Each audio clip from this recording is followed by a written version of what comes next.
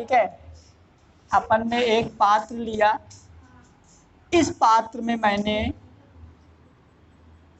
एक प्लेटिनम की तार से, किसकी तार से, एक प्लेटिनम के पत्ती को या ब्लॉक को या फॉइल को लटका देते हैं। ठीक है, तो ये हो गया प्लेटिनम की तार और ये हो गया प्लेटिनम का पत्ती। और इस पात्र में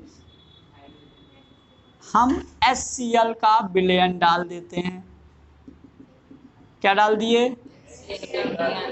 ठीक है, इसमें हमने HCl का विलयन डाला, जिसकी सांद्रता हमने ले लिया 1 मोलर। कितनी ले लिया सांद्रता? और इसका दाब ले लिया, बोलो, 1 एटीएम।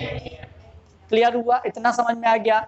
हमने एक पात्र लिया, इस पात्र में प्लेटिनम की तार से प्लेटिनम के ब्लॉक को लटका दिया, कहीं कहीं इसको प्लेटिनम ब्लॉक भी बोलता है। ठीक है, प्लेटिनम की तार से प्लेटिनम के ब्लॉक को लटका दिया और इस प्लेटिनम की तार को एक कांच की नली से ढक दिया। ये हो जाएगी कांच की नली से मैंने इसको ढक दिया।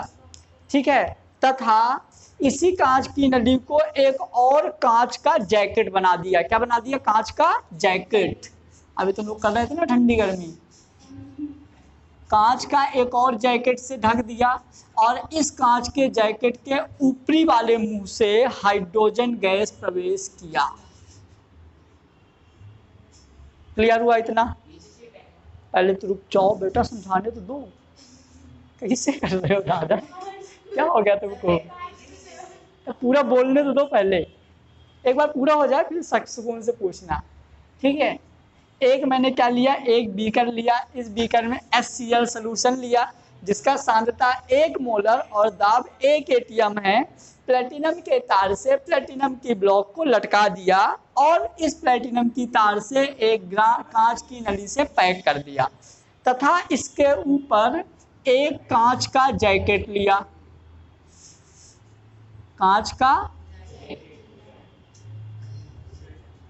सही लिखा, एक कांच का जैकेट लिया जिसके ऊपरी मुंह से हाइड्रोजन गैस डाले तथा इसका जो निचला मुख होता है, तो यहाँ से जैसे ही हाइड्रोजन गैस ये डाले तो ये हाइड्रोजन गैस आई और कुछ हाइड्रोजन गैस इस ब्लॉक की सतह से चिपक गई। कुछ हाइड्रोजन गैस इस ब्लॉक की सतह से चिपक गई, जिसको हम बोलेंगे हाइड्रोजन का अधिशोषण। क्या बोलेंगे? देखो, अधिशोषण जब चिपकती है सतह से, अब शोषण जब उसके अंदर चली जाती है। जैसे हमने मिट्टी लिया, मिट्टी को पानी में डाला तो पानी जो है मिट्टी के अंदर चली जाएगी, तो उसको बोलेंगे अवशोषण। क्या बोलेंगे? हम एक लोहे का टुकड़ा लिए, अब पानी में डाले, अब फिर लोहे के टुकड़े को निकाले तो पानी के कुछ बूंदे लोहे के टुकड़े से चिपक जाएंगी, उसके अंदर नहीं जाएंगे, तो ये प्रोसेस क्या हुई? अधिशोषण। ठीक है, तो अब यहाँ से कुछ हाइड्रोजन गैस इसकी सतह से चिपक गए।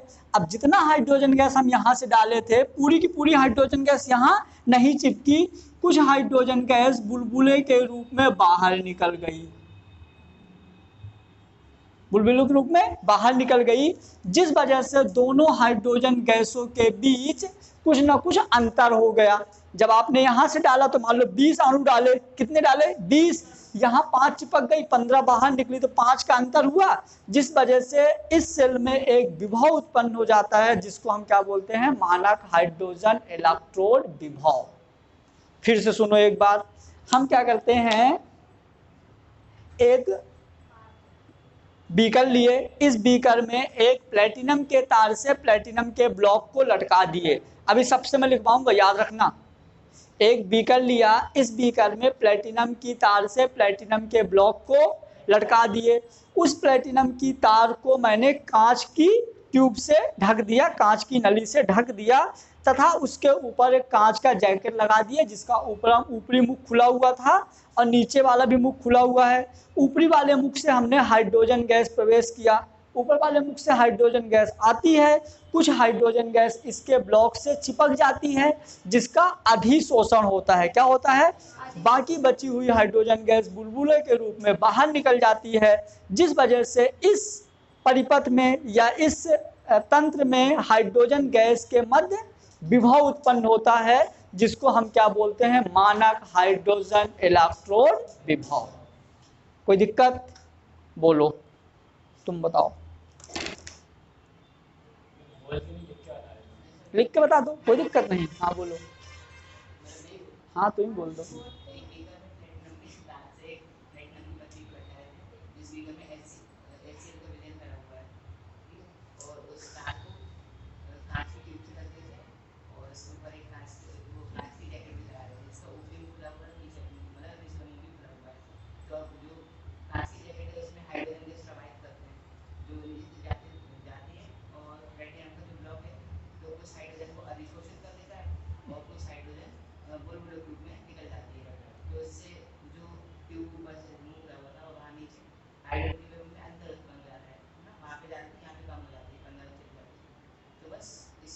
को मानक हाइड्रोजन विभव कहते हैं।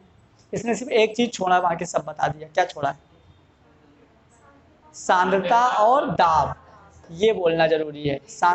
हाँ, यही आपको जो विलयन लेना है ना, उस विलयन का सांद्रता एक हो और दाब भी एक हो, फिर वो रिजल्ट सही नहीं आएगा, मतलब रिजल्ट गड़बड़ आ जाएगा। सांद्रता एक मोलर मतलब ना ज्यादा गाढ़ा ना पतला, ज्यादा ले लोगे तो गाढ़ा हो जाएगा, और जब गाढ़ा हो जाएगा तो वो हाइड्रोजन गैस जो वहां से डाल रहे हो तो पूरा अच्छे से नहीं आ पाएगा ना, इसलिए हमको उतना पतला लेना है जो 1 मोलर सांद्रता उसकी हो। हमें क्या समझ में आ गया? डायग्राम बना लो फटाफट।